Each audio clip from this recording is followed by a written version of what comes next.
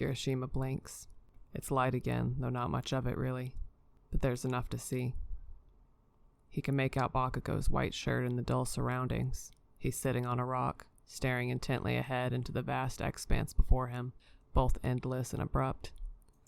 Kirishima follows his gaze, past the black water to beyond. It was a cave within a cave, a lake underground. Craggy scratches run across the wall, and Kirishima sees the rocks softly bulging outwards around it, not unlike those behind the waterfall. Bakugo turns around. His face breaks into relief when he sees him, and Kiri feels the same tightness in his heart release. Thank God. Kirishima can only nod. They were warned of being tested, and tested they were, though not quite in the way Kirishima expected. He had thought the challenge would be more physical than a mental test of strength. Are you okay? He feels tender all over, and not in a nice way. He doesn't want to press Bakugo about his time if he's feeling anything like he is. Bakugo nods. He looks hollower somehow. Whatever he experienced took its toll. It was my family. He was unable to help himself. His heart aches again at the thought. But I'm okay. I've decided where I want my future to lie. Good. You don't have to tell me. I'll tell you eventually. I always do. Where's Mina? She went before you, right? There's a scuffle on the rocks behind them, and Sero comes from the glass, looking frightened but determined. How did you know that? The smile feels odd on his face, like the sadness caked around him in the darkness was finally drying and cracking off. I know my crew.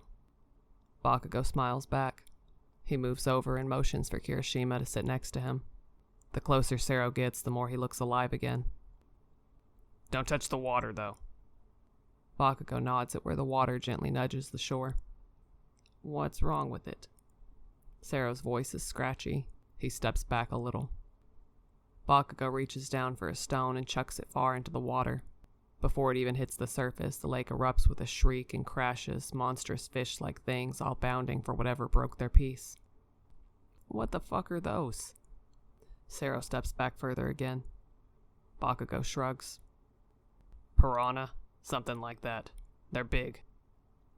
There's always something. What's next, Captain? I'll be tempted not. With the shore, don't part. Entrance them the way they do you, and wade to break the grotto's heart. And after that? That's it. Kirishima looks out at the lake, the ripples from the strange fish coming closer until they hit the shore out of rhythm with the natural tide, their fins looking torn as they grapple against the water's flow, never leaving the wave's embrace. He doesn't feel close to any big discovery. He feels tired. He feels like he's been through hell and back, but less hot and more empty. Break the grotto's heart. We'll leave that to you then, Captain. You're the best fit. Kirishima blushes. Bakugo gives him the finger. Sero's grin lightens Kirishima's mood a bit. How long should we wait for the others? As long as it takes. Everyone will make it through. Everyone does make it through. It takes long enough that Kirishima's stomach is in knots over each of them, and then his heart is in a dull ache that is still fading. Okay, I'm ready. Koda stands up. He was the last to come through. Bakugo nods. We have to go through the water, without leaving the shore. Kirishima scratches his head, not really sure if that was a statement or an explanation or a call to do something. How? Mina still looks pale. Bakugo frowns hard at the lake before them. I'll just touch the water to see what happens. Those fish are far away again. Before there's even a discussion, Bakugo has crouched down and dipped his fingertips into the water. It's hot, he says in surprise just as the water breaks in the distance, the splash wildly rippling towards the shore. Bakugo jumps back before the watery beasts draw near. Even in the dim light, Kirishima can see their monstrous teeth, terrifyingly yellow. They come close enough in their frenzy for Kirishima to see they don't have eyes. Are you sure that's the best thing to do, Captain? Mina's gripping Hatsume on both arms, standing behind her. Well, there's nothing else around. We're supposed to entrance them, the same way they're doing to us. And what's that? Thrash around wildly? Try it. No. The beasts before them are jumping around in the shallow shore, almost snarling, but none leave the water. I'm serious. Not doing it alone. Captain, you lead the way. Fine. Bakugo stands straight. Kirishima finds himself suddenly pulled into Bakugo and spun around in a dance he knows, but not this fast. Well, that's a little different than flailing. Not when you do it. Kirishima still concentrating on not stumbling on the uneven, pebbly ground. Hatsume and Mina pair up and launch into their own dance, and Mina starts singing as she spins, a blessing in the embarrassment of dancing in an island cave with no music or light or atmosphere to follow. As embarrassing as it is, though, Kirishima feels the last bit of shade lift from his shoulders as he changes his step and leads Bakugo into a low dip. He smiles down at Bakugo, his sweat a sheer sheen across the bridge of his nose, and he loves him. He almost drops him with the weight of his feelings, no matter how much he's realized them before. I'll try to get through. You all keep at it. Bakugo pulls his shirt over his head and kicks off his boots. He squeezes Kirishima's hand and steps carefully into the water. The fish continue their wild thrashing, and Bakugo looks back at Kirishima with a nod. Kirishima watches him carefully as he wades out to his knees, his hips, and then dips forward into a slow swim. He can only imagine the panic of the dark water and the unknown depth of the water and what other threats may lay below. He still gives the fish a wide berth as he passes them, and then after some time spent with his heart in his throat, Kirishima can see he's standing again. Kirishima, you come too. Let's distract them from this side. Get everyone over, there's a shore. Kirishima follows Bakugo's path through the hot water. He feels the pressure of the darkness below, though, making his chest tight. He strains his head above the water, fending off the panic spreading out from his heart like thick, intangible darkness. He jolts when he feels the shore again, not realizing what it is, but soon he finds his grip on the slippery pebbles and joins Bakugo on the other side. Bakugo takes him in a dance again as the others slowly cross. What's the heart we have to break? Kirishima looks around. It's light enough to see, but he can't discern anything out of the ordinary. I don't know. We have to be close, but...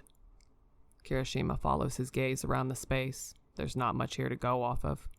When Mina and Hatsume step safely onto the shore, the crew slows its dancing. The creatures in the distance stir, but don't come close again. Kirishima is sure to avoid the water. Mina wipes the back of her hand across her forehead. The swim was a rather long one, and Kirishima still feels a little tired. Maybe we should rest for a bit. But we're so close. And there's fuck all around here. Mina sets her hands on her hips, looking around. Where the hell have you led us? Bakugo clicks his tongue and grumbles, but sits down on the rocks in admission. The best thing to do would be to just clear the mind. Kirishima sits beside him. He lies back on the pebbly ground, staring up at the strange, twisting ceiling, trying to make out the shapes. Bakugo surprises him by resting his head on his chest. Kirishima brings his hand to his blonde hair, running his fingers through as he thinks. Break the grotto's heart. He sighs. There was so much less direction than the other clues, even though they too were confusing at first, obvious after. He scans the ceiling for a heart, but finds only the same scaly patterns and cracks as those throughout the island. No hearts. Fuck. Bakugo sits up suddenly, throwing Kirishima's hand off his head but keeping his grip on it. I can hear your heartbeat. Kirishima smiles at the wild look on his face, but shakes his head in confusion. What? Your heart, dumbass. Bakugo stands. He walks to the wall, scanning the crevices, tilting his head sideways. Not the symbol, the organ. Kirishima joins the collective ah from the crew and scrambles to his feet. Bakugo, though, is already crouching down, his fingers in a crevice, straining against it. Here. Kirishima rushes to his side, and they all look for the heart shape in the wall. Kirishima lets out a triumphant yes when he makes it out, the image tilted, but definitely more passable for a heart than anything else he's scrutinized so far. He helps Bakugo try to widen the crack, as impossible as it seems. Mina adds her efforts next, and the rock begins to scrape. Kirishima has a brief moment of surprise where he thinks they're making quick progress when they're thrown suddenly back with the force of the rock parting on its own accord. the smaller cracks of rocks making the heart shape crinkle up and fold beneath each other like dry, wrinkled skin. His heart beats fast at the unexpectedness of the movement, the eeriness of it. The space behind the rock is milky, filmy white. A chill goes down his spine at the supernatural, and he reaches for Mina's arm. She meets him halfway, nails digging instantly into his skin, her grip rigid. They all stand back, breathless. The slippery film reminds Kirishima of the bit of skin just beneath the shell of a boiled egg. He almost daren't breathe as the film shifts and rolls. The air in his lungs is taken from him when something as bright and golden as the sun rolls down to face them, a narrow slit of black in the center, pulsing in the dim light. Adjusting so it can take them in, so it can see them. Whatever they're looking at, it's looking right back at them.